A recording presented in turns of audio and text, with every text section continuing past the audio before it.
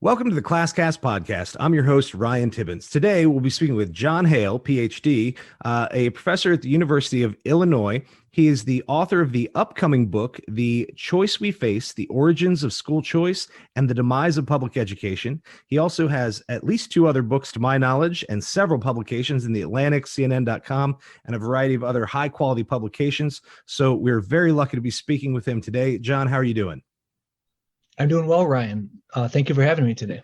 So we're going to sort of focus in on some of the school choice issues we're hearing and talking about now. And your sort of area of expertise, or one of your areas of expertise, is maybe providing some historical background for that.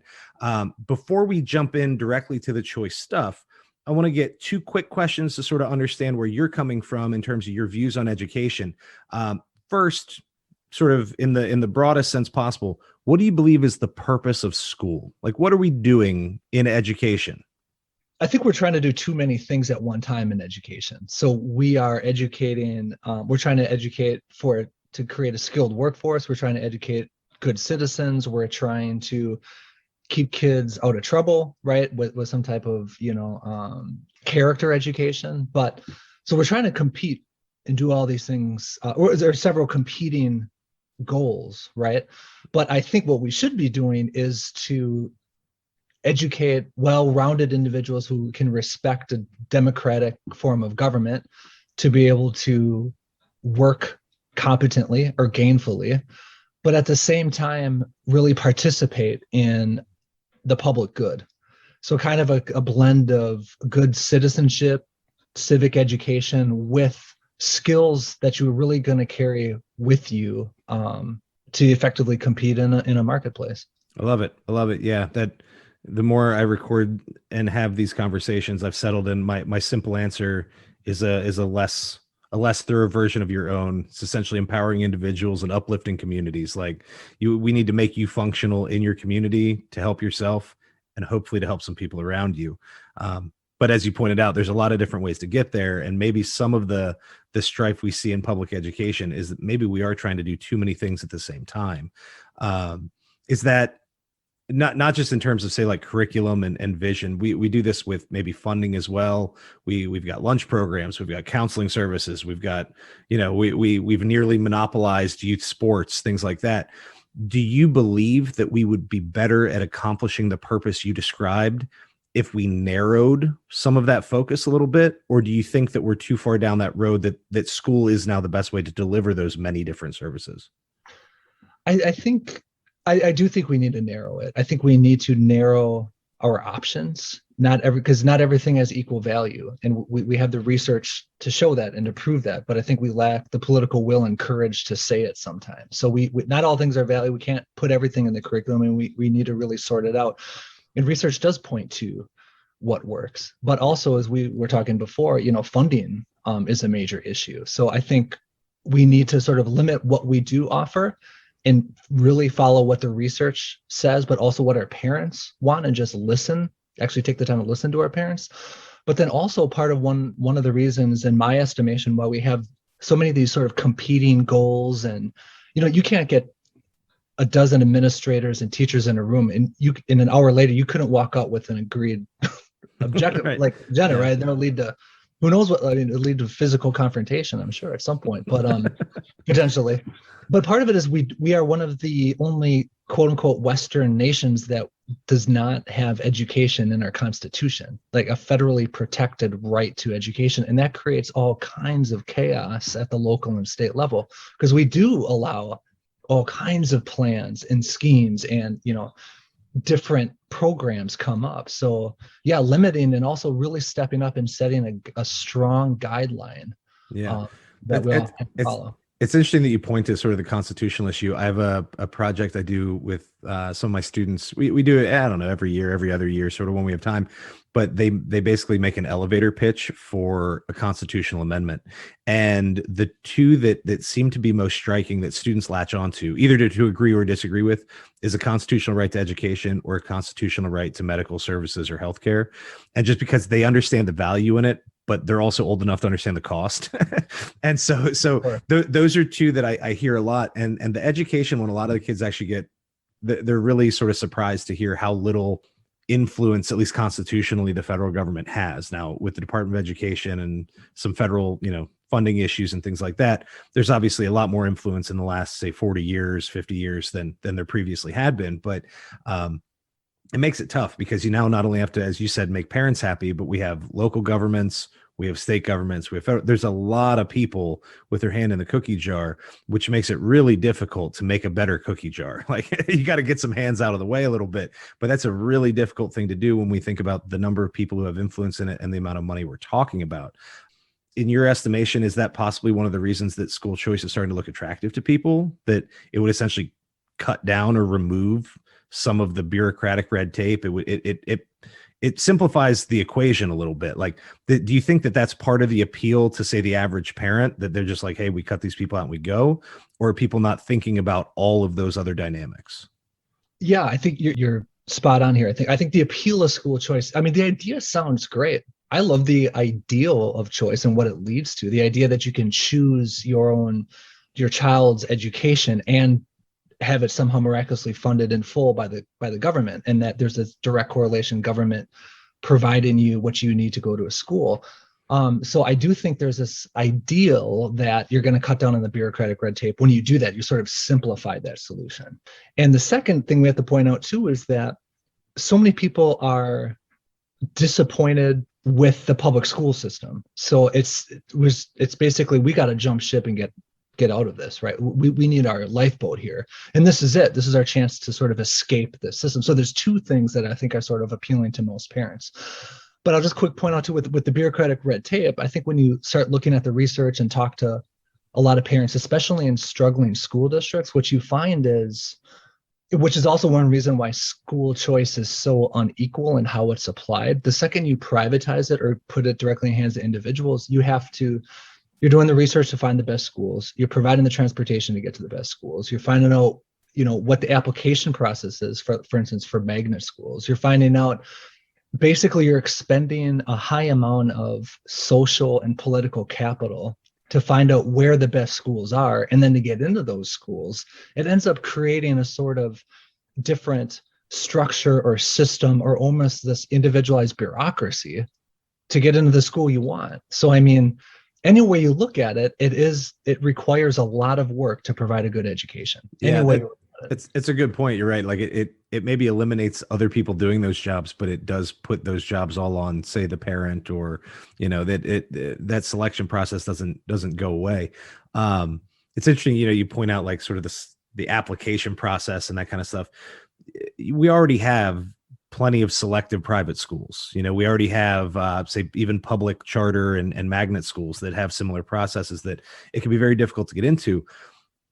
The idea of increasing access in certain ways is attractive, but in other ways, I think, going sort of big picture, there's some big concerns about that. I just finished reading, I don't know if you've read it or heard of it, Michael Sandel's book, The Tyranny of Merit, is fantastic, and he sort of points to all the problems of sort of the college admissions process and the monster it's become over, say, about the last 30 years or so. And I hadn't really considered that the idea of school choice could potentially lead to some of those same pitfalls, that you get this ultra competitive admissions process that in the end maybe doesn't make for a better student body for the school or make for happier, healthier students. The idea of choice could potentially be just driving that to a younger age. Do you think that is a likely outcome? Like, do you think there's enough people who would take advantage of the choice that we would see that kind of thing? Like in places that we've already enacted choice, do we see those competitive pressures sort of affecting individual students?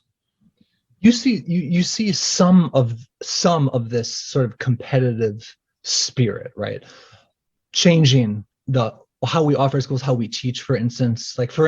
All these charters are offering a arts-based science curriculum, and a lot of people love it. Maybe what does that look like? Let's try that here. Maybe this will help attract students or something like that.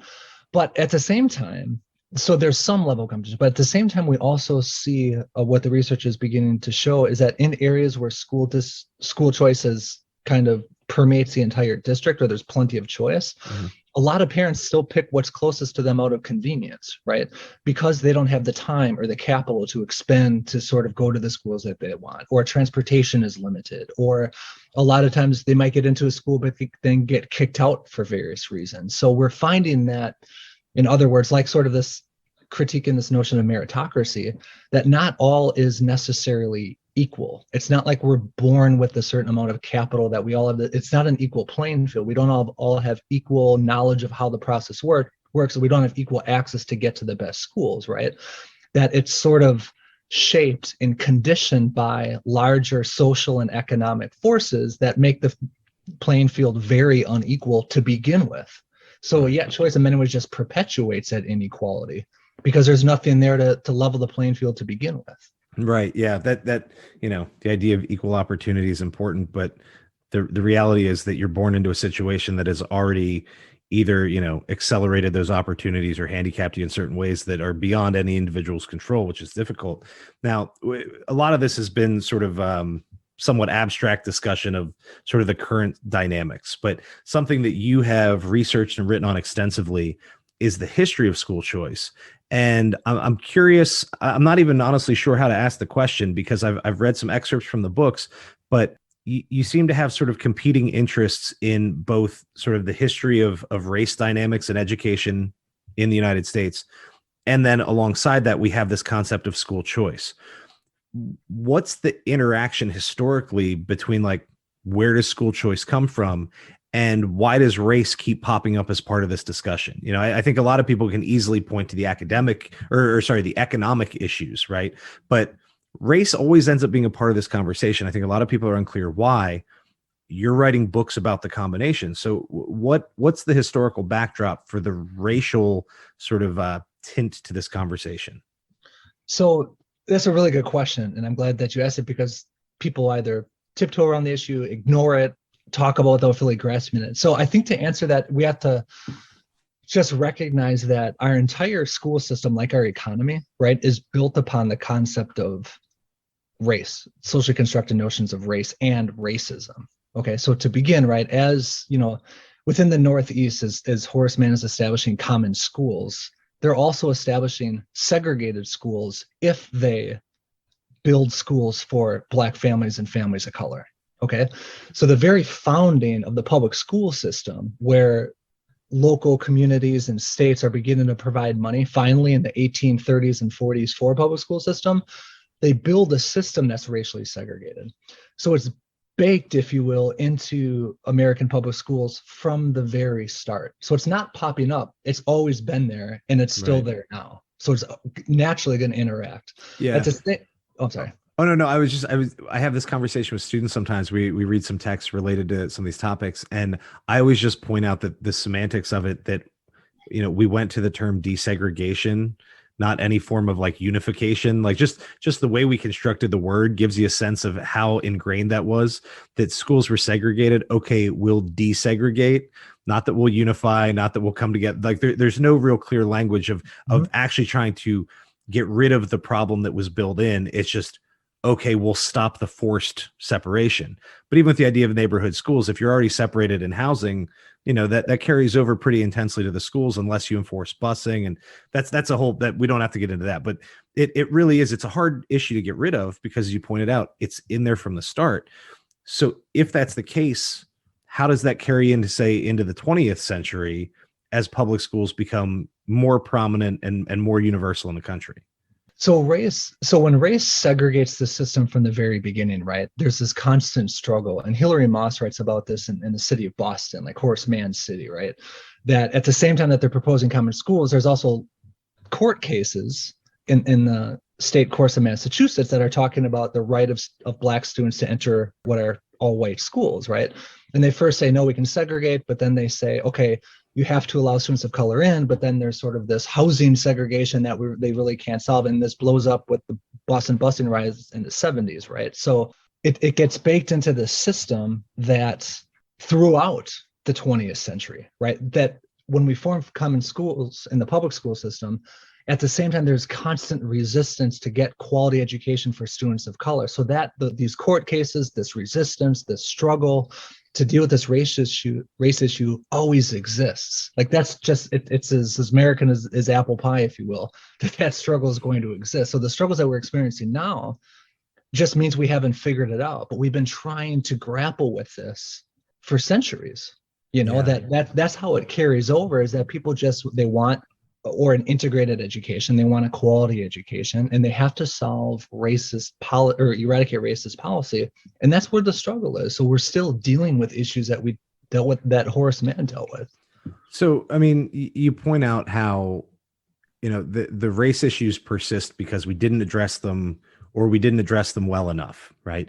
And what I find kind of interesting, and it's something that I've been trying to figure out, is that I'm not sure if this is an actual trend or if it's just my perception based on the conversations I've had, but I get the sense that there is an increased interest in school choice among many Black parents in many Black communities. There's sort of this sense that, if we haven't figured out the race issue in public schools by now, it's not going to happen. And I'm getting this sense that, like, it's maybe time to stop asking the government to fix it and do better. Let's just get out of here. But in that way, like, I think it makes a lot of sense.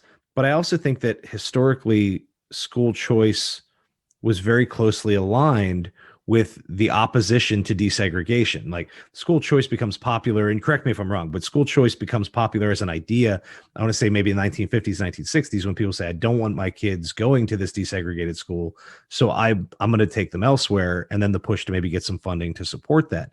One, I guess, is that true? But two, if that's the background of this, what's going on maybe now with some of the trends where we're hearing more Black education leaders opening up to this idea of choice, or maybe full on supporting it?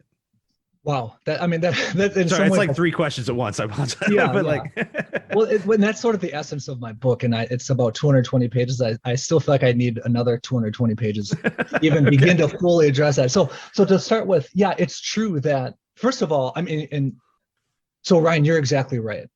The Black communities across the United States and communities of color have historically argued for desegregation, for integration, as well as schools of their own that they control.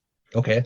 Even I go back to Horace Mann, even in Boston in the 1840s, within the Black community of Boston, there is a fierce debate between trying to desegregate the local white schools or to demand more money for all Black schools. That debate is as old as the common schools. Even with the NAACP's litigation in the 1950s, NAACP dismissed people like Dr. W.E.B. Du Bois, who were advocating for essentially all Black schools, right? In other words, control of the schools that they're going to, because our larger society is racist and corrupt, and they don't trust white educators or administrators. And honestly, rightfully so. Right. So this debate about Black educators and advocates such as Howard Fuller, who I think is one of the most well-known Black school choice advocates today, and I interviewed him several times for my book. And one of the things I took away from our interviews is that school choice can be so rhetorical in that it really disguises what people are asking for. So what a Black, or let's say Latinx school choice advocate is asking for in 2021, 50, 60 years ago, you would call that community control of your own schools, control of your own child's educational destinies. That's not necessarily school choice. It may be it's going to turn into a charter school or a magnet school, but essentially it's just control of that school. And that, I don't define that as school choice. That's empowerment. That's parents making their own decisions. School choice is slightly different. It depends really on who's asking it. If they're really grounding it in a civil rights struggle for community control, for empowerment, for control of your child's destiny, to me, that's not school choice. You're not talking about vouchers. You're not talking about setting up a savings account for everybody. You're really empowering and listening to parents. So to me, I do make that distinction in the book that because the whole system is about race, you have to take race into account about who's asking for school choice and why. If it's the Walton Family Foundation or the Broad Foundation, and they're trying to privatize a system and it's connected to various schemes of nonprofits, but connected to for-profit companies, I mean, I'm very skeptical of that. Right. But if it's someone like a Black civil rights activist like Howard Fuller saying, hey, we need to control our own schools because we don't trust our society, Du Bois was making that argument in the 1930s. So that's nothing new. It's just we're calling it, we happen to lump it together with school choice today. And that's why school choice, you can't simplify it to one catch-all. It's not just funding the individual student.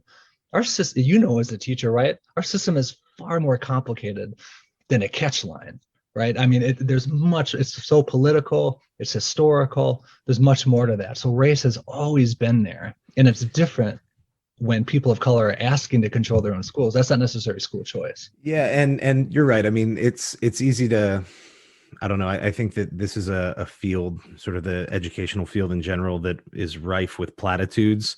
That teachers like to cheer up other teachers by saying things that sound nice but are essentially, meaningless. That's how we start and end a lot of faculty meetings. And what's interesting is that same sessions, right? What's that? Professional development sessions. Oh, yeah.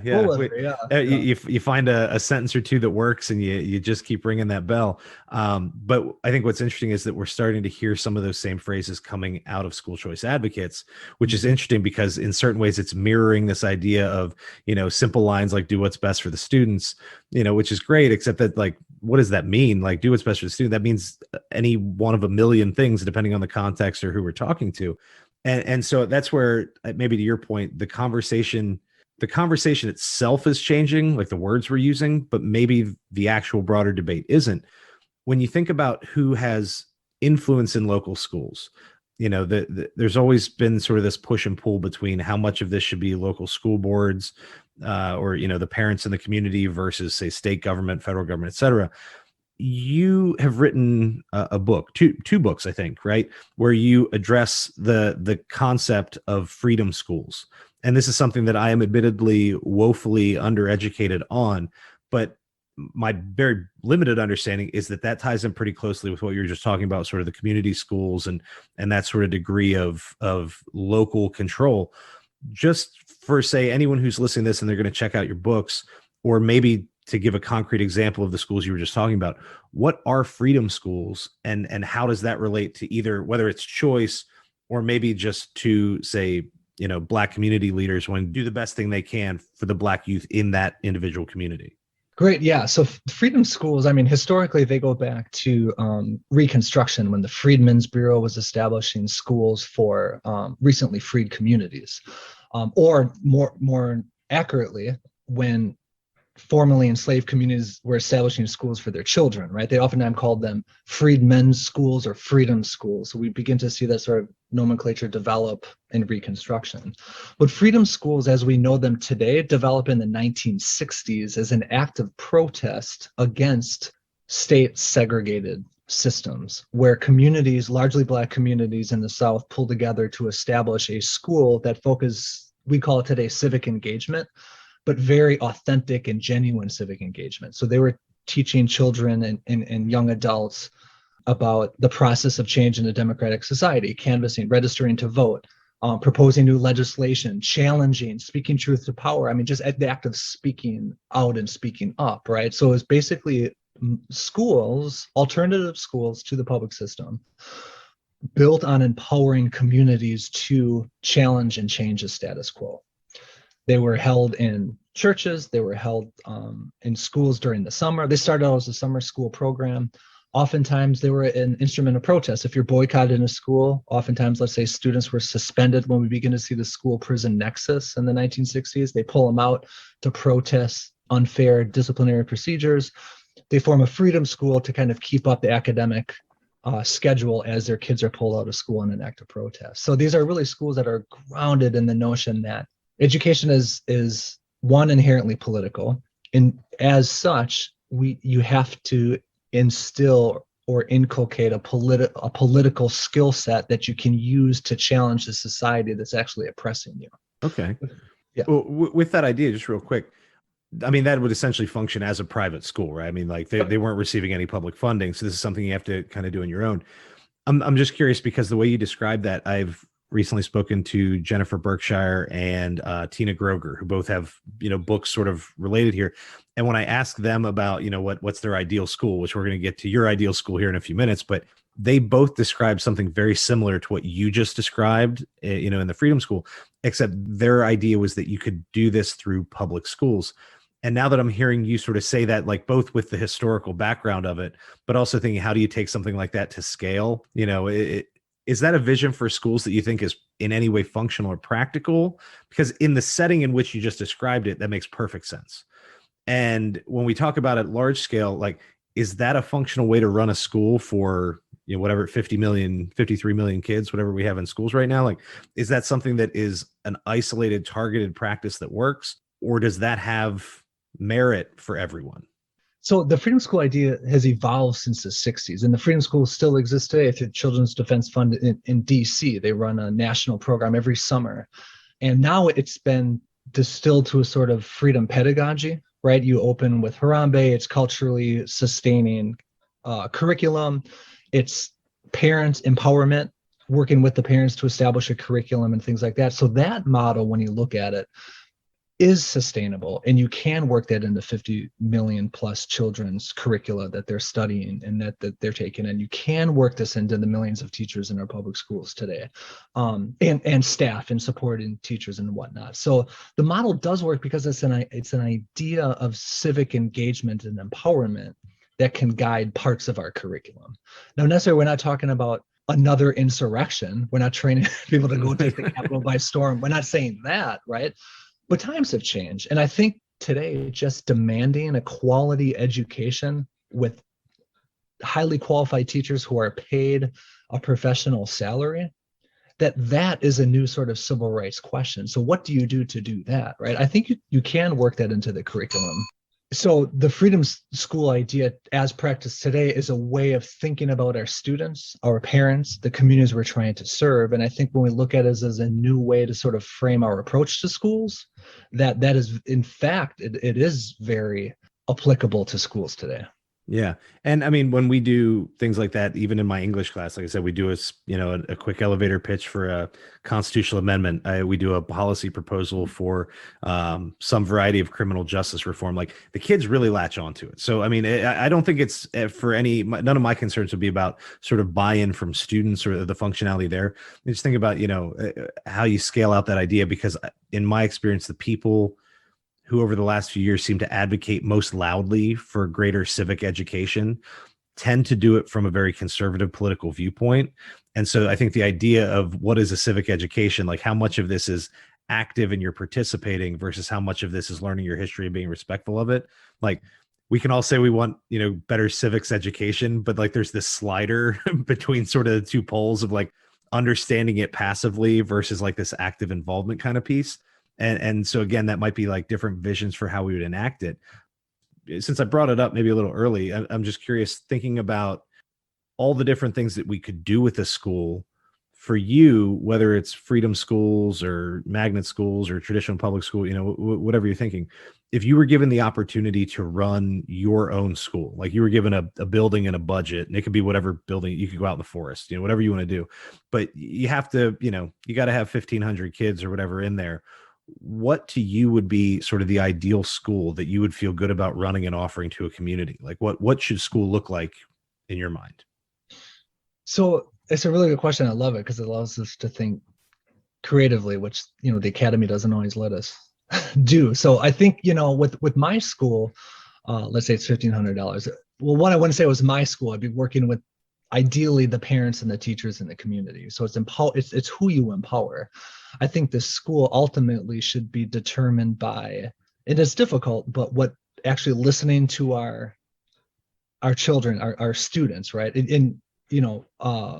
Ryan, you said numerous times your students said they want two kinds of, like, you're listening to your students, right? Why don't we take more time to listen to what our students are saying?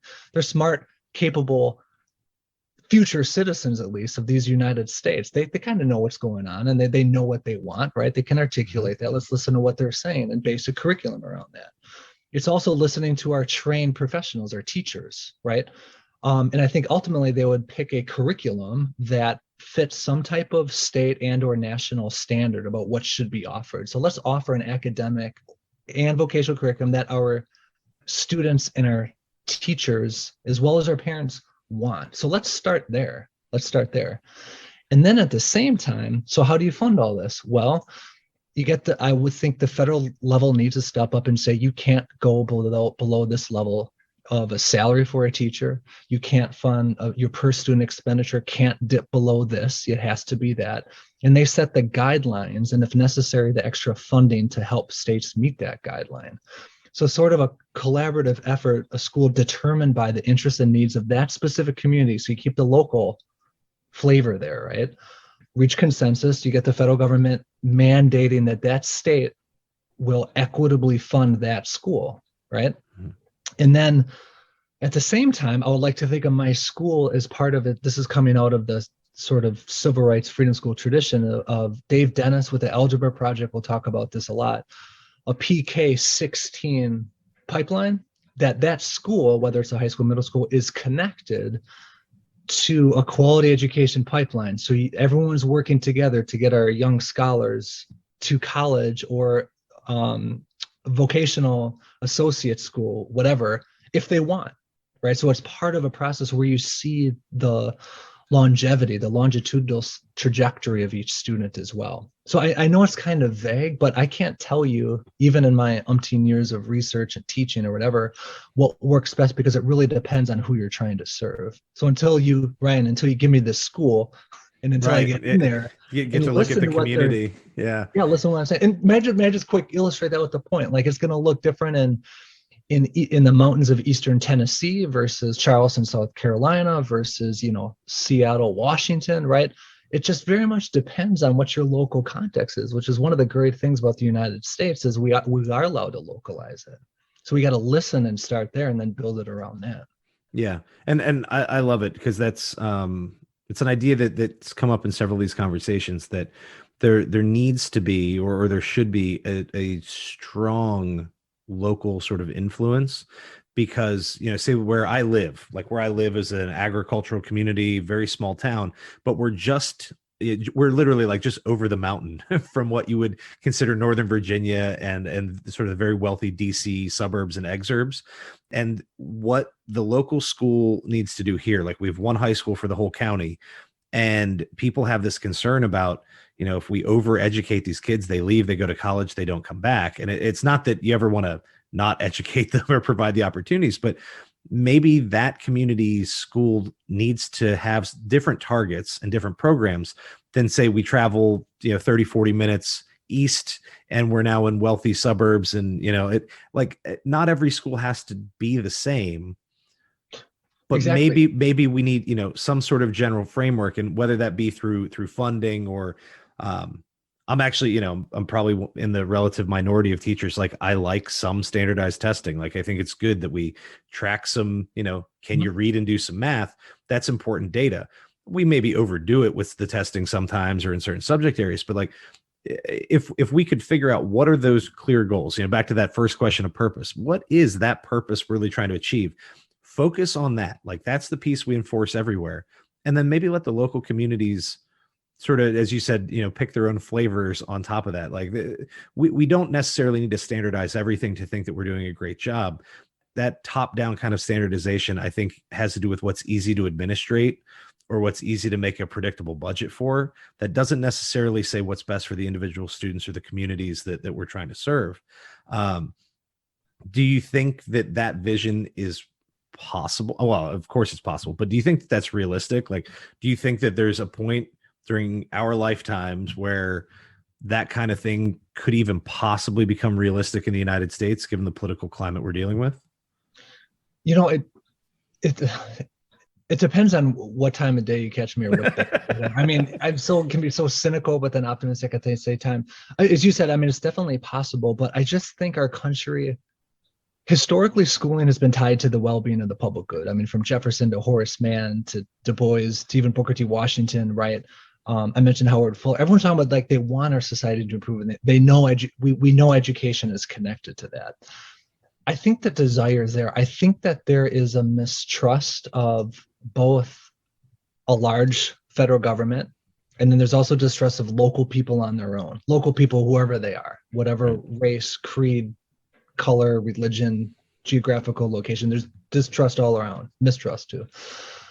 And at the same time, politically, we just never really put our money where our mouth is. So I think there's a lot of forces against that idea, because it really, like, look at teachers. highly trained professionals who know the field well. They know how to interact well with young people. They get it, right? Why are we not paying teachers what they need to have a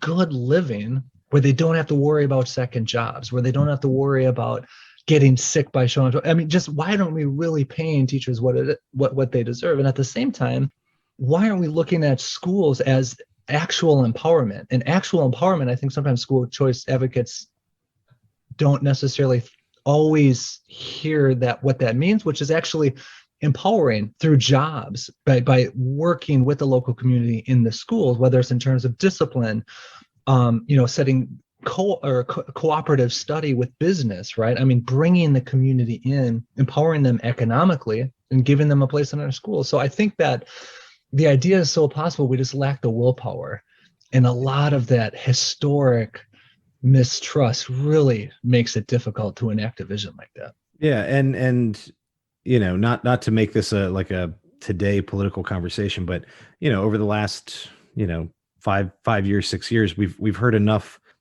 discussion of whether or not you can trust the media, whether or not you can trust your science and healthcare professionals, whether or not you can trust schools and teacher unions and all the rest. Like we're just a country with sort of a historical, paranoia, almost like conspiracy theories run wild here sometimes.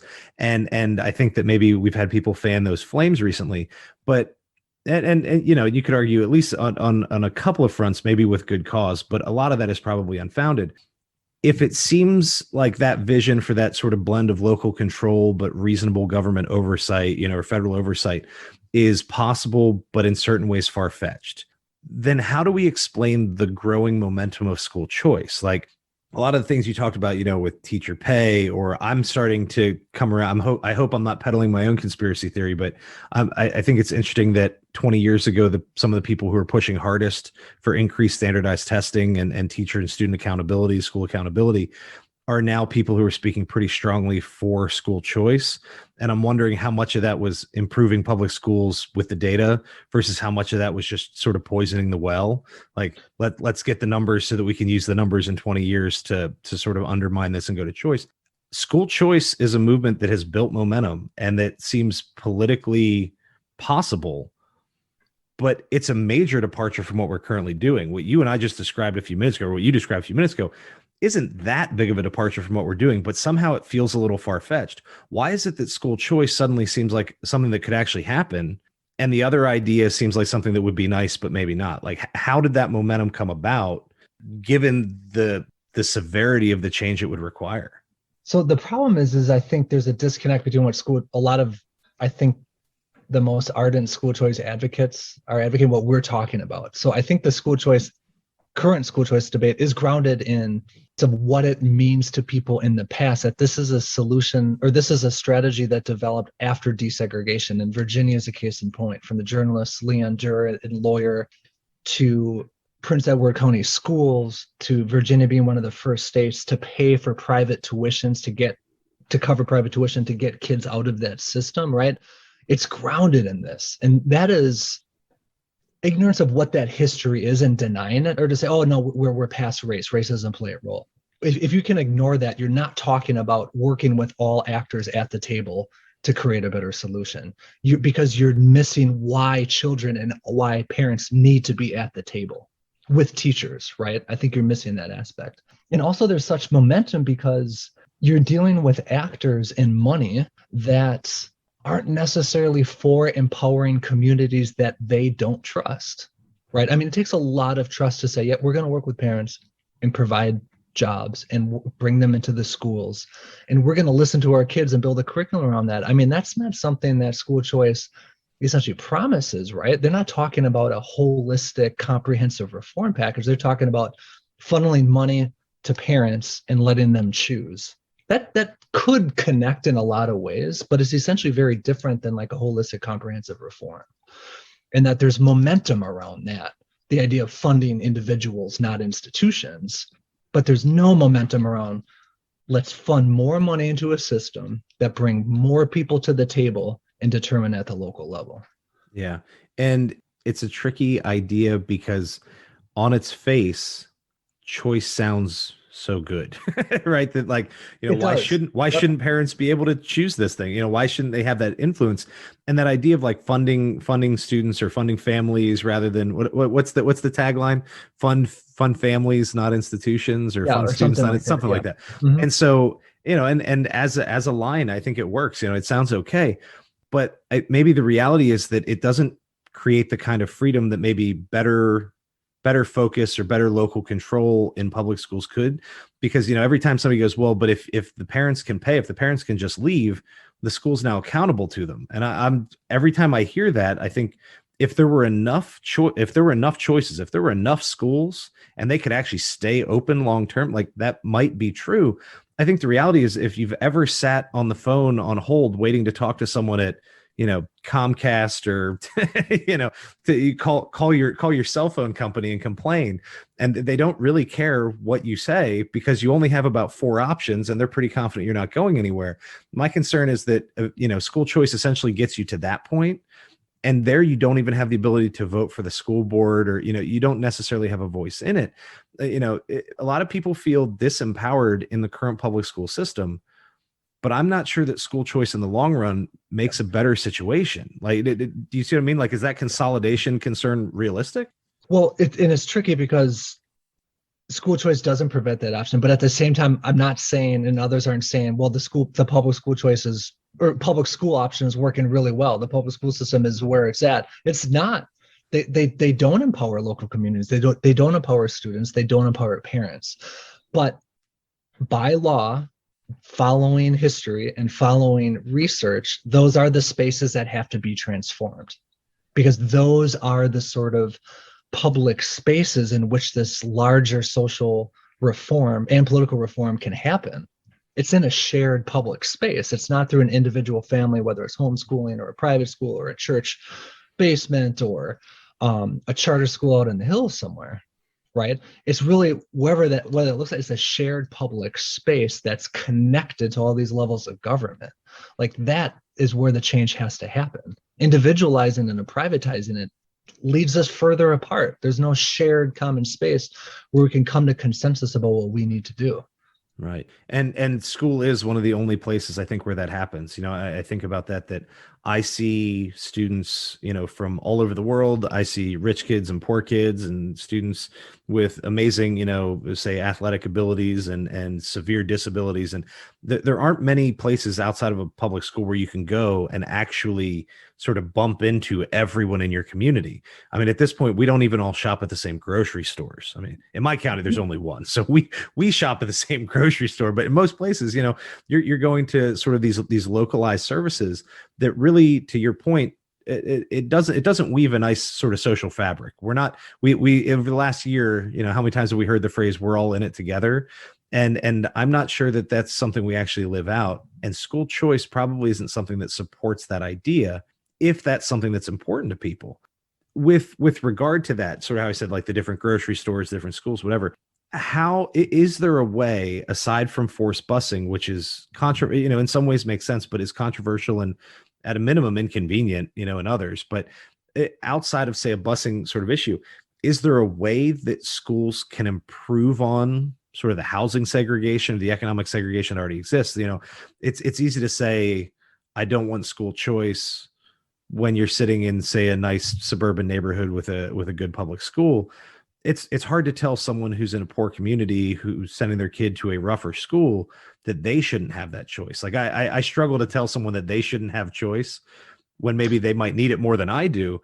How do we counter that sort of logic? Because it's a reasonable concern, I think, especially from people who don't feel empowered by their local public schools.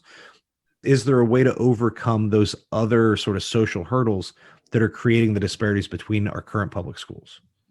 Yeah, I mean, I really do think it's where you look, where the quote unquote the problem is, where are the schools that are failing to meet the needs of their students and the families that are forced or choose to attend these schools out of lack of whatever, right?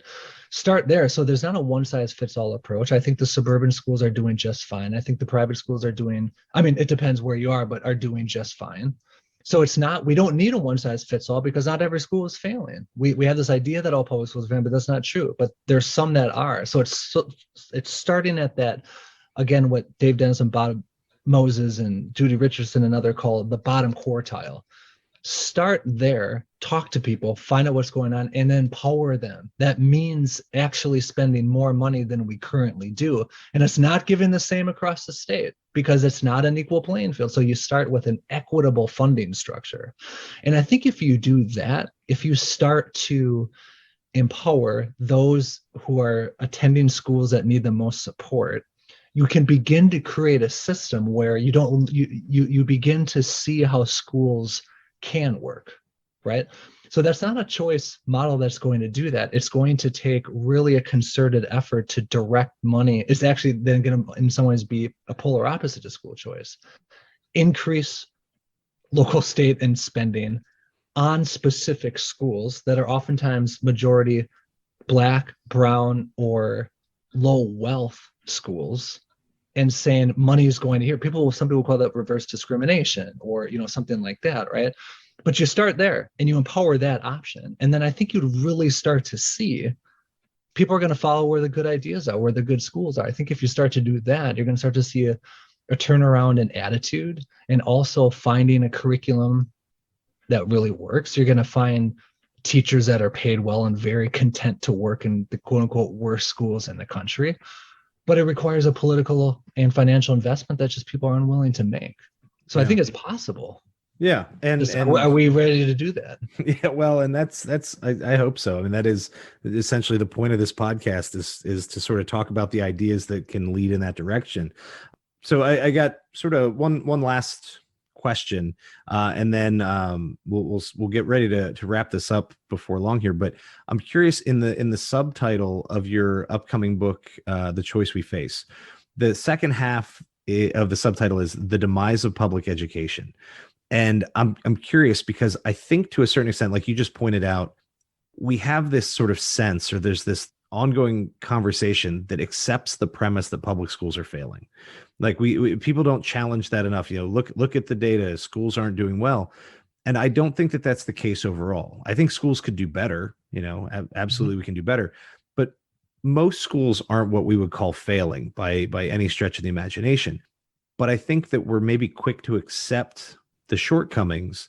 And as a result, we've sort of tainted the discourse in a way where if you're advocating for public schools, you're almost advocating from a position of weakness because you've accepted the shortcomings, you're willing to acknowledge it. And then it's very hard to tell people, as you just said, let's invest more, right?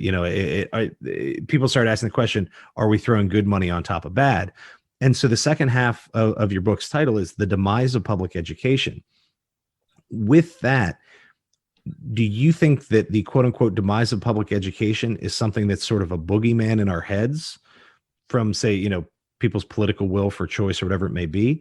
Or do you think that we're actually experiencing some sort of loss or regression that needs to be corrected? Really good question. And let me just say for you and your listeners too, the subtitle was actually changed. I think the editor put that on there, and It's now How Race, Power, and Segregation Have Shaped American Schools. Okay. But I like that better. I do too.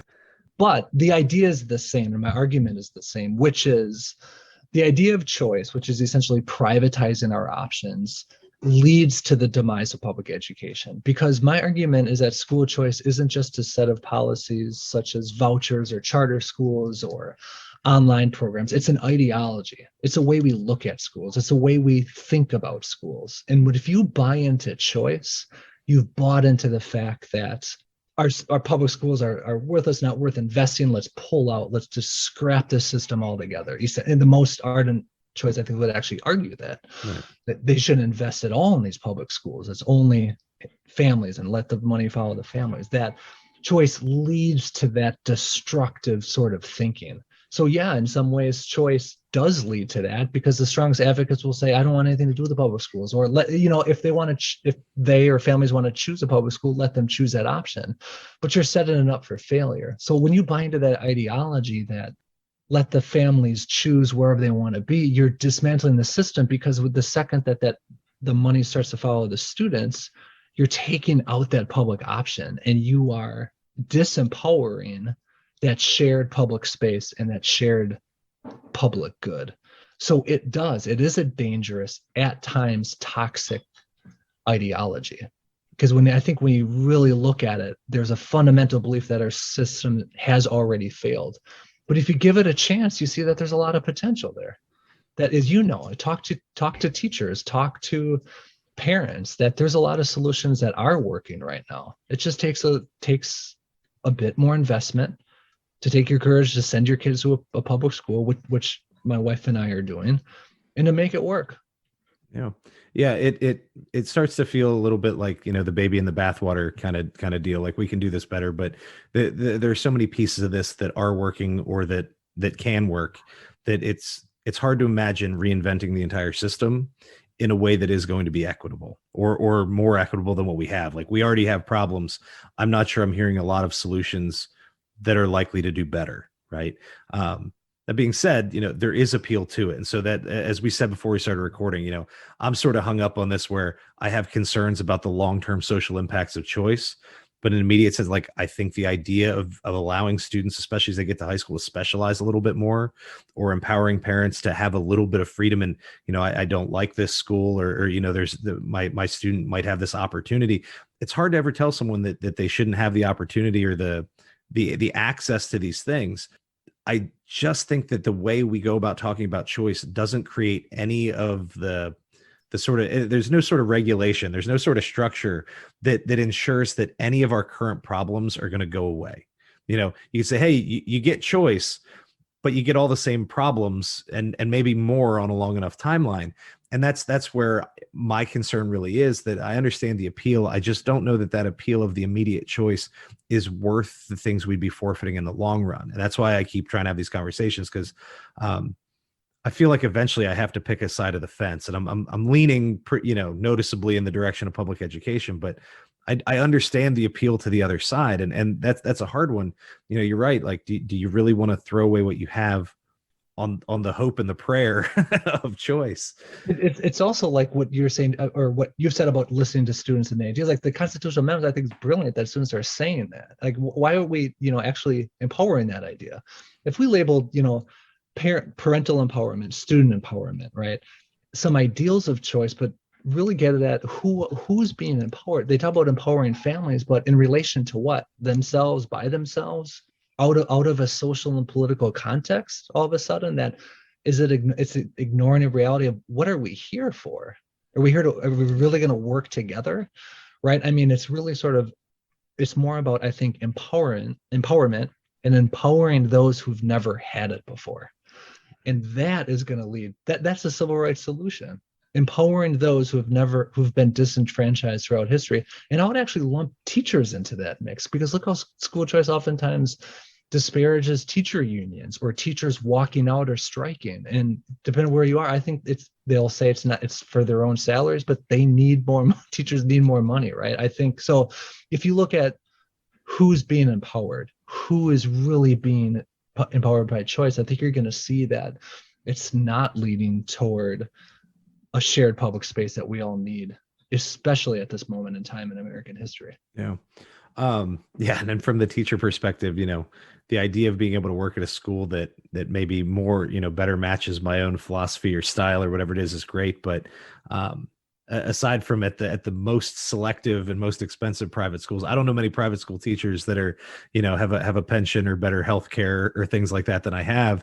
And so the idea, like, wouldn't you rather, I don't know if I would rather, I think that what we're doing, teachers should be paid better. But I don't see many private schools that are lining up to do that. And so even that appeal from the teacher perspective, I'm not prepared to make the financial sacrifice to jump into that scenario. You can choose the different places you work. Like, yeah, but for, sort of lesser conditions in most cases.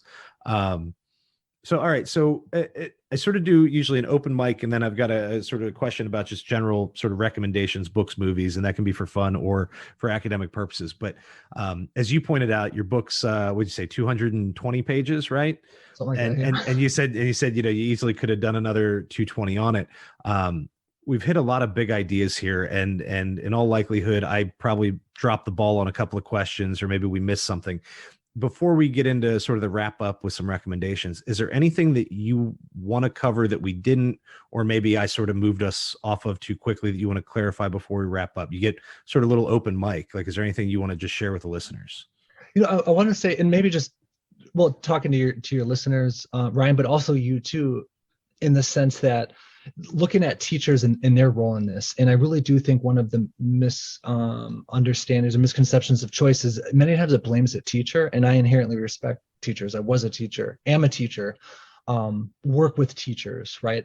They're the professionals who need support. So I'm distrustful of any model that really doesn't put teachers on an equal playing field with parents. I mean, they often know best for the children that they're either charged with to teach or to raise in the confines of their own home. So I'm distrustful of people that really open up to philanthropists or people without teaching experience. Like, where are these ideas coming from? I think, I'm a trained historian. It's important to trace where these ideas are coming from too. So if teachers aren't jumping at this and all parents aren't jumping at this, I'm inherently skeptical, because I've learned to trust teachers. That's their job in their lives. Like, let's listen to teachers, right? And second, I'll also say, speaking about teachers and teacher empowerment, let's not forget that Ray Buddy and Al Shanker, right, Northeastern teacher unionists, first proposed charter schools. The very first idea of charter schools came from teachers as a way to come up with a school run by teachers, and in some cases parents, based on the ideas that they wanted to, unfettered by red tape, and then to go back to the public school system. That's a charter school, technically a school choice model. I think that's a wonderful idea, but notice how that idea shifted in the past 30 years, where it no longer means that. I think you'd be hard pressed to find a school choice advocate who'd say, okay, let's support a charter school that teachers organize and then they go back to the public school system. So there's a disconnect there that I think is worth exploring about, one, the point about how school choice and the rhetoric around it has changed it almost to an extreme degree, where you talk about not funding public education at all or these systems anymore.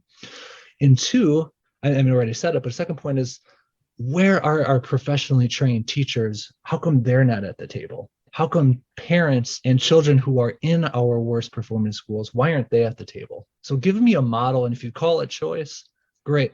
Sign me up for school choice. You bring these actors to the table, then we're talking about a real reform movement. But until I see that, I'm going to be advocating for, listening to others to identify solutions in shared public spaces.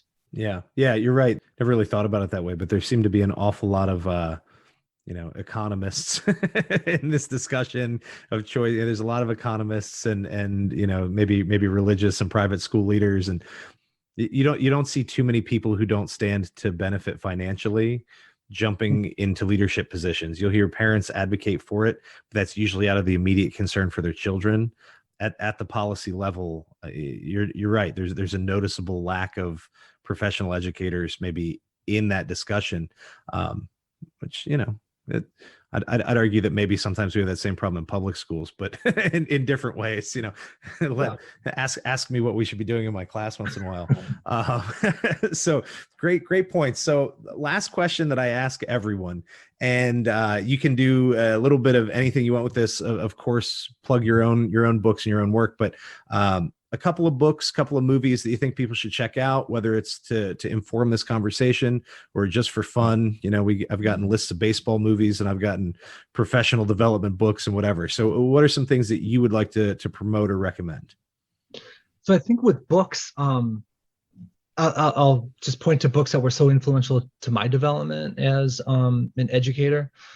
So that's looking at George Count's 1932 Dare the School Build a New Social Order. I think is excellent. Paulo Freire's Pedagogy of the Oppressed is outstanding.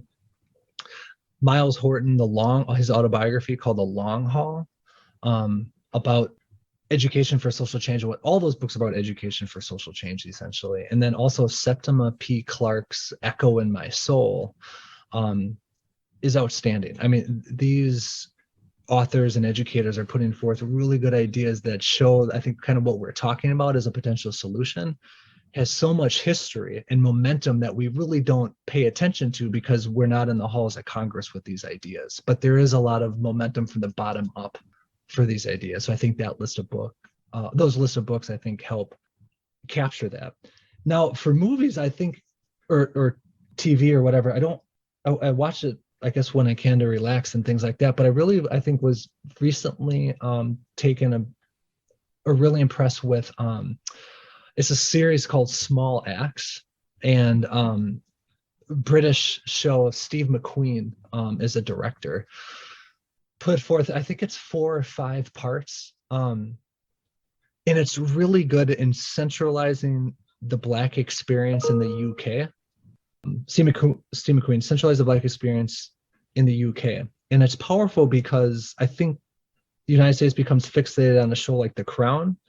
So it's a really good counter narrative. It shows how when Black filmmakers and filmmakers of color are empowered and given this sort of freedom to put something out there, it's a mirror for all of us to look into and say, wow, I really miss that. There's a lot of good music that I think is swept under the rug or just ignored. There's really good counter narratives about what education means and what it can look like. There's cultural statements about it. I think it's just worth checking out to expand your mind a little bit. Nice. And again, drawing upon critical race theory is a counter narrative. It really shows us, I think, what things can look like in stream television and broadcasting. Nice. Yeah. So, all right. Well, that might be what I watch when I go upstairs when we're done here. That sounds really interesting. And by the way, just a side note, somehow I had gone through all of my undergraduate and graduate level education without ever bumping into Pedagogy of the Oppressed until about, I don't know, maybe 4 months ago. I was like, that sounds interesting. And so I just finished reading it a couple weeks ago. And I'm like, you could love it or hate it, but I think it's strange that I've gone through all this education and, I'm 15 years in a teaching career and we're pushing project-based learning, all this stuff. And somehow the guy, just the name escaped me entirely. And I thought, like, I wonder who made that choice. Like, at what point did he get left out, and I'm sure for political reasons, but it was great. And I thought that was amazing that that's a sort of a modern, what should be a modern education classic that somehow just disappeared from the radar. And absolutely belongs on the list. It was banned in parts of California, for instance. And was it really? Yeah, when it first came out, it was, people didn't want you to read that book. And the idea, like you're saying, you're a seasoned teacher and it's been 15 years since you read it. So there's certain books that I think people prefer you don't read. Yeah. And that's one of them. And Dare the School Build a New Social Order, George Counts, he's directly talking about teachers starting a revolution and that teachers should be at the front of this sort of, he's writing at the fall of what many see the fall of capitalism with the Great Depression. And this guy's coming out of Teachers College in New York talking about teachers need to lead this revolution and that they know how to do it. And I'm like, hell yeah, he's exactly right. I'll follow them. Yeah, interesting that our fine state universities are not promoting some of these things. That's so exactly. All right. Well, this has been the ClassCast podcast. I'm your host, Ryan Tibbens. We've had the wonderful fortune to speak with Jon Hale, who's the author of The Choice We Face. Let me get the right subtitle this time. The Choice We Face: How Segregation, Race, and Power Have Shaped America's Most Controversial Education Reform Movement. Also the author of The Freedom Schools: Student Activists in the Mississippi Civil Rights Movement, and To Write in the Light of Freedom, along with a wide variety of articles that are worthy of your attention. So, Jon, thank you very much for joining us. Is there anywhere that listeners might be able to track you down or contact you if they have interest? Do you have a website or social media that people might be able to follow or check out? I'm on Facebook. My Twitter handle is @ed_organizer. I'm also a proud public employee of the University of Illinois at Urbana-Champaign. So Google me, shoot me an email if you have any follow-up questions. Fantastic. All right, Jon. Well, thank you very much for taking the time to talk. Have a great night. Ryan, thanks so much. It's been great.